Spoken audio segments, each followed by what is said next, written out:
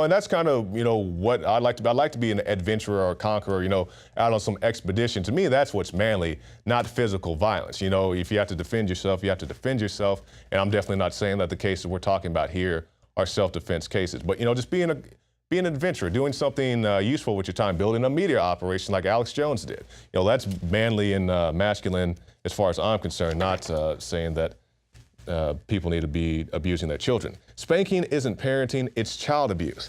Now, once again, as I said earlier, if you spank your child to the point where you have to put them in the hospital, yes, that is child abuse, but a little pat on the butt, I don't see anything wrong with that. But, people don't like that. They want you to have these little hellion children running around and doing all these horrific things. We'll move faster now. The cultural, regional, and generational roots of spanking. A lot of people have their 2 cents on this. Why you should never spank your kids. And also we have Miss Condoleezza Rice.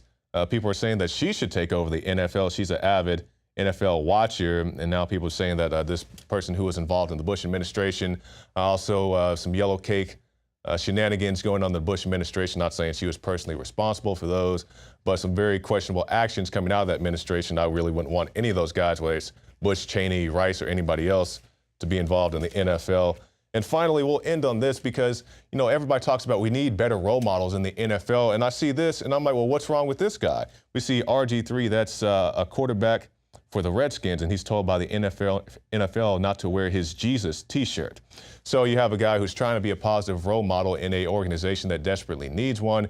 He shows up saying, hey, I'm a man of faith. I want to just wear a very, it's a plain t-shirt. It just says no Jesus, no peace. And the NFL says, no, you can't have that because, we'd rather have these other guys out here doing all these wild things and have a respectable guy walk around in a t-shirt that says Jesus. You have the NFL, the no faith league, apparently. So that's it. That's my 2 cents on that. Like I said, not everybody in the NFL is collectively guilty for this stuff. But if you have good role models, let them be good role models. And hopefully they won't try to come into your household and tell you how to raise your children, because it goes from disciplining the locker room to trying to propagandize the entire stands. Well, that's it for this segment of the INFOWARS Nightly News, but stay tuned. We'll have a special report from Staff Sergeant Joe Biggs coming up right after this break. Celebrate the spirit of freedom and liberty upon which our nation was founded at InfoWarsShop.com. Molon Lave is ancient Greek for come and take it. This popular design combines both classic Greek Spartan imagery with modern M16 assault rifles. Now available in women's tees and proudly made in the USA. Celebrate the spirit of 1776 with the George Washington brass belt buckle or this incredibly sharp-looking 1776 hat. Badass. And be sure to check out the new arrivals at InfoWars Life, where you can prepare your body to perform at peak levels with Survival Shield Nascent Iodine, Super Male Vitality, and Fluoride Shield. And wake up, America. Immune Support Blend is the healthy choice for the gourmet coffee lover. So get incredibly high-quality, freedom-based products and help fund the revolution at InfoWarsShop.com. City of Austin tap water versus filtered City of Austin tap water. I can taste dirt in it. God knows what's in this. This has an aftertaste. Tastes like Austin water? Yeah, it does. Ugh. These people just sampled City of Austin tap water straight from the faucet. Next, we had them try a sample of tap water filtered through the ProPure G2.0 filtration system. High quality H2O. That one is better. Tastes like nothing. Yep, I know what good water tastes like. It's good water. Most tap water contains added substances like fluoride, chlorine, Monsanto's deadly pesticide, glyphosate, and many others. Studies prove that these substances are linked to an assortment of major health issues, including tooth decay, lowered IQ, and even cancer. It tastes like you're drinking out of the lake when you're drinking tap water. Yeah, it has that processed flavor to it. The ProPure G2.0 filtration system removes these deadly substances and many more, leaving only fresh-tasting, deliciously clean water. Okay, this is very tasty. It's good water. Refreshing. It's good. Go to InfoWarsStore.com today. Use promo code WATER and save 10% off your ProPure purchase. Again, that's InfoWarsStore.com or call 1-888-253-3139.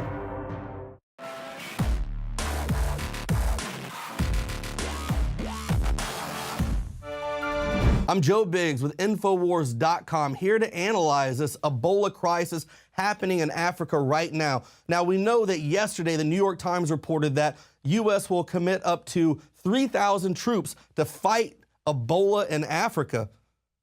Why are we sending armed military to fight Ebola? Well, let me tell you why. I think it is pretty much, I don't know if you listened to the show last week when I was at Ground Zero on the Alex Jones show. A lot of things that happen when we get ready to go into war, we need to use a humanitarian crisis like Ebola. A year ago from the September 11th memorial, President Obama came out on the eve and once again tried to beg the American people to back him in his fight against Syria. He wanted to, in essence, fund the Free Syrian Army again to help topple the Assad regime because there was a humanitarian crisis happening over there. Now, here we are again, a year later, and the president once again wants us to fund the Free Syrian Army, who we know helps and supports ISIS. Now, we're going to send these 3,000 troops to Africa. Well, there's a lot that we can gain from going into Africa. There's a lot of stuff that we know about what happens over there with human trafficking, with the narcotics, with diamonds, all this stuff. Right now, profits are soaring as Pentagon leans on private corporations for special ops. Now, it's kind of interesting because the United States Special Operations Command tendered a $1.5 billion contract that required support with psychological operations happening right there in Africa. Now we have a separate document related to the same contract noted that one purpose of the effort was to conduct market research for al-Qaeda and its affiliates in Libya, Tunisia, Mali, northern Nigeria, and Somalia. So we want to go down there. We want to take all these private corporations. We want these ex-Special Forces contractors to also be sent to Africa. Meanwhile, we have 3,000 troops that are going to be fighting Ebola. Well, I think that's funny because back in June, a powerful al-Qaeda branch in Yemen and northern Africa called for jihadists in Iraq and Syria to unite against all common threat from U.S.-led coalitions. But both the Yemen-based and the northern African-based networks rejected ISIS's declaration of an Islamic caliphate in June and said they remain loyal to al-Zarqawi, the leader of al-Qaeda. What does that sound like to you? Well, just a few days ago, last week, entire leadership of ISIS opposition wiped out by an unexplained explosion. We are taking out people who really want to fight ISIS, who don't like them, given they don't like us as well. But we want our Frankenstein to grow. We want our Frankenstein to terrorize the world. We don't want this rogue group that we don't have any control over anymore, because right now we still have ISIS in our pockets. And let's go back to 9/11, 2 days before September 11th. On the 9th, the leader of the Northern Alliance commander, Hamad Shah Massoud, was mortally wounded in a kamikaze assassination. Now, this event had a direct bearing not only for our understanding of 9/11, but also on the U.S. NATO-sponsored war and occupation of Afghanistan. Now, had Shah Massoud not been assassinated, the U.S. administration would not have been able to install their political puppet, Hamid Karzai. So this all is starting to add up right now. I think this Ebola crisis in Africa is a beard for what we want to do. Now, in my group in Afghanistan, I used to go on a lot of humanitarian missions as well. And what we would do is we'd go out on convoys, hand out food. Well, before we would go do that, just miles ahead of that area, we would drop off OGA, other government agencies, special op guys, counterterrorism, FBI, things like that, and they would go off and do these other missions, go after what their real target was. The humanitarian part was just a beard. Now we're going to go to a clip from the Obama deception, where in this documentary, it clearly states that President Obama will lead the invasion into Africa. Number 6, Obama is already pushing to expand the Department of Defense budget and to station more U.S. troops overseas to encircle Russia, China, Iran, as well as setting up bases in Africa under the pretext of humanitarian aid, and dominate and occupy Africa through AFRICOM.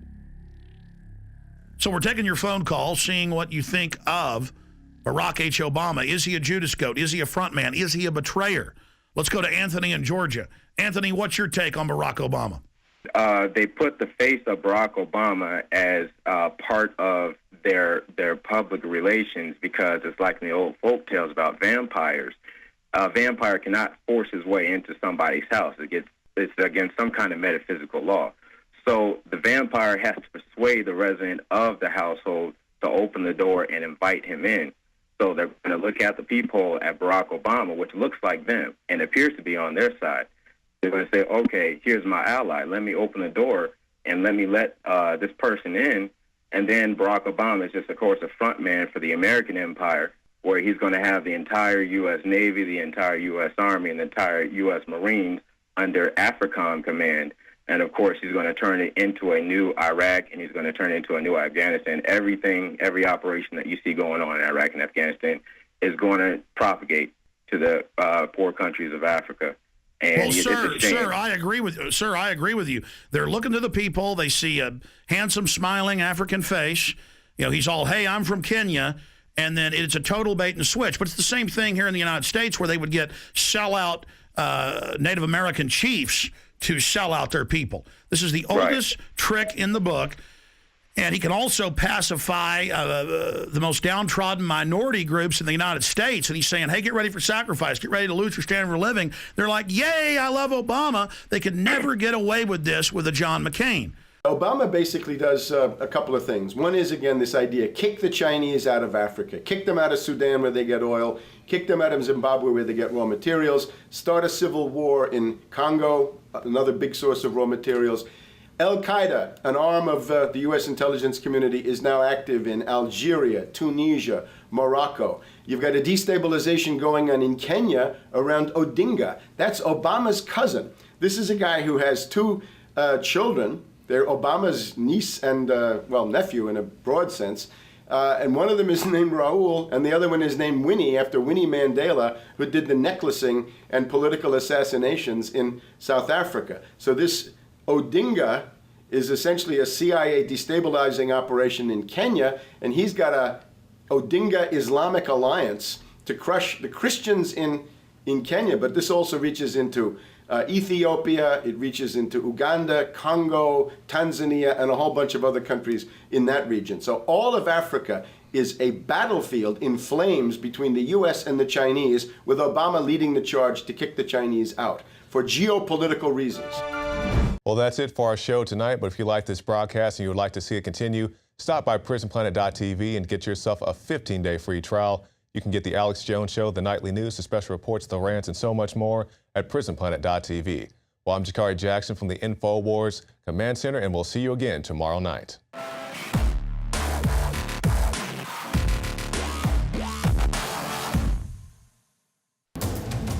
You are watching the INFOWARS Nightly News, which airs 7 p.m. Central at InfoWarsNews.com. Members can share their passcodes with up to 11 other people, and your support is helping us defend liberty worldwide.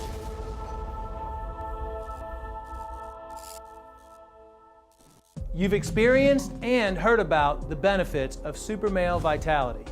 Now, the new formula has arrived. Introducing the new Super Female Vitality. I have specifically designed this formula to help the body naturally regulate itself without the use of artificial hormones. Key ingredients chosen from the highest quality sources. Secure your Super Female Vitality today from our limited stock at InfoWarsLife.com.